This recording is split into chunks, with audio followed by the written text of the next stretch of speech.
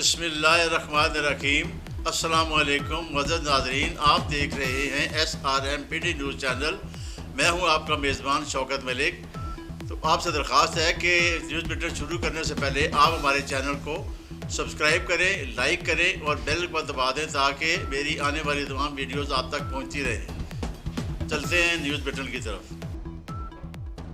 پاکستان مسلم league نون کے رہنما engineer Qamar اسلام راجہ نے اپنی انتخابی مہم کا آغاز کر دیا ہے اور مسلم لیگ نون کی اعلیٰ قیادت نے انہیں ٹکٹ جاری کرنے کا گرین سگنل بھی دے دیا ہے۔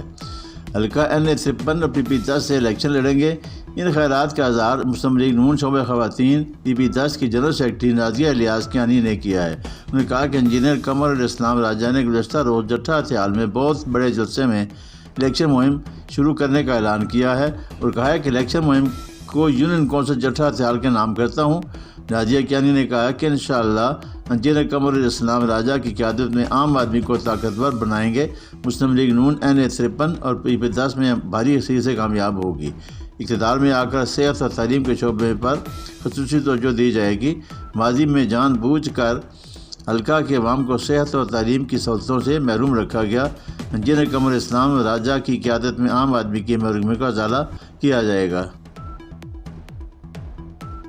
جمعیت اہل سنت والجماعت راولپنڈی اسلام آباد کے زیر اہتمام نہایت مظلوم فلسطینیوں کی حمایت و یکجہتی اور اسرائیلی مصنوعات کے بائیکاٹ اور ظلم و تشدد بربریت کے خلاف ایک عام اجلاس جانشین شیخ القرآن مولانا اشرف علی کی صدارت میں ہوا، جس میں انہوں نے کہا کہ اسرائیل کا سفارتخانہ پاکستان میں سرے سے ہی موجود نہیں، اب اس کی پروڈکٹ استعمال کرنے کا سوال تو اس کا بائیکاٹ کیسے کیا جائے۔ اس حوالے سے علماء اکرام اور تاجروں کے درمیان اجلاس ہوا، جس میں مرکزی صدر شاہد قبول پراچا، ارشد اوان، شرجیل میر، قاری خالد، ملک ساجد بٹ، کاردر میر، معظم مغل، چودھری ذوالفقار، مولانا چراغ الدین شاہ، مولانا عبدالمجید ہزاروی، مولانا عبدالسلام، مولانا نذیر فاروقی، مولانا ظہور علوی نے تاجروں سے خطاب کرتے ہوئے کہا کہ اسرائیلی پروڈکٹس کا بائیکاٹ کسی جہاد سے کم نہیں ہے۔ یہ وقت مسلمانوں کو اکٹھا ہونے کا ہے، جس پر تو کب سے اس چال میں لگا ہوا ہے کہ مسلمانوں کو آپس میں کیسے لڑایا جائے۔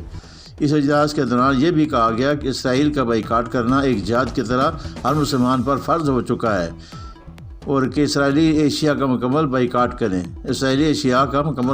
کریں۔ گورنمنٹ گریجویٹ کالج برائے خواتین satellite town B block Rawalpindi میں طالبات کے درمیان لذیذ کھانے کے مقابلے کا انعقاد کیا گیا۔ مقابلے کی انتظامیہ میں شعبہ ہوم اکنامکس اور شعبہ فائن آرٹس پیش رہی۔ سال اول کی طالبات کے مقابلے کے لیے پلاؤ اور قورمہ، سال دوم کی طالبات کے لیے سنیکس، سال سوم کی طالبات کے لیے سینڈوچ اور سال چہارم کی طالبات کے لیے میٹھی ڈش کا انتخاب کیا گیا۔ ججز کا کردار کالج کے سینئر اساتذہ نے ادا کیا۔ فیصلے کے مطابق ذائقے کے لیے اور نمائش دونوں کو مدنظر رکھا گیا۔ تقریب کا آغاز صبح 9 بجے کیا گیا، جبکہ نتائج کا اعلان 11:30 بجے کیا گیا۔ آخر میں کالج پرنسپل ڈاکٹر فاطمہ گل کو مہمان خصوصی کے طور پر دعوت دی گئی اور انہوں نے پوزیشن حاصل کرنے والے طالبات میں انعامات تقسیم کیے اور طالبات کو خوب سراہا۔ چیئرمین متحدہ علماء محاذ و امن کمیٹی سفیر امن معروف مذہبی اسکالر علامہ پیر سید رضا بخاری نے کہا ہے کہ فلسطینی حق کی آزادی کے لیے جہاد کر رہے ہیں۔ رات جتنی بھی گہری ہو، صبح اتنے ہی قریب ہوتی ہے۔ یہودی غاصب ہے اور وہ بیت المقدس کا مالک نہیں بن سکتا۔ گیدڑ یہودیوں کو بھاگنا اس بات کی دلیل ہے کہ گیدڑ شیروں کا مقابلہ نہیں کر سکتے۔ یہودی بے گناہ انسانوں کا خون بہا کر انسانی حقوق کی تصدیق کر رہے ہیں۔ امریکہ، بھارت اور اسرائیل قبضہ گروپ ہیں جنہوں نے امت مسلمہ کا امن تباہ کر رکھا ہے۔ عالم اسلام متحد ہوتا تو بیت المقدس آزاد ہو چکا ہوتا۔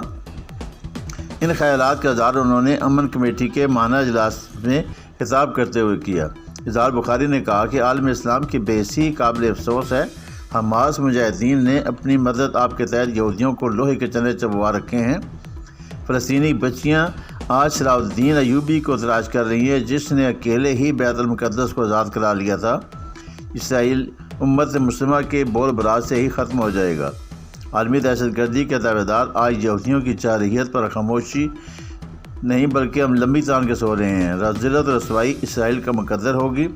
دنیا میں اسلام اور نبی کے خلاف جتنا مرضی لاوا اگنے، انشاءاللہ بیت المقدس میں تمام مسلمہ نماز ادا کرے گی۔ اسرائیل کا قبضہ گروپ ہے، اسے تسلیم کرنا دہشت گردوں کی حمایت کرنا ہے۔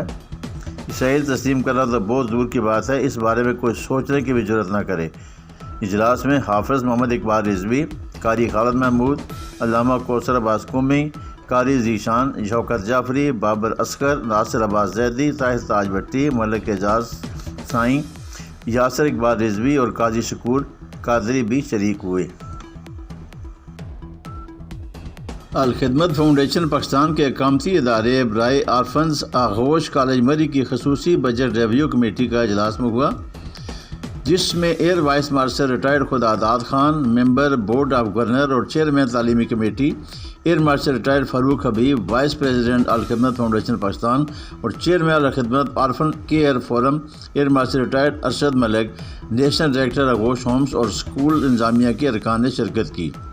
Deputy manager finance Muhammad Fahim نے سال 2023-24 کا بجٹ اور اخراجات کے حوالے سے شرکاء کو آگاہ کیا۔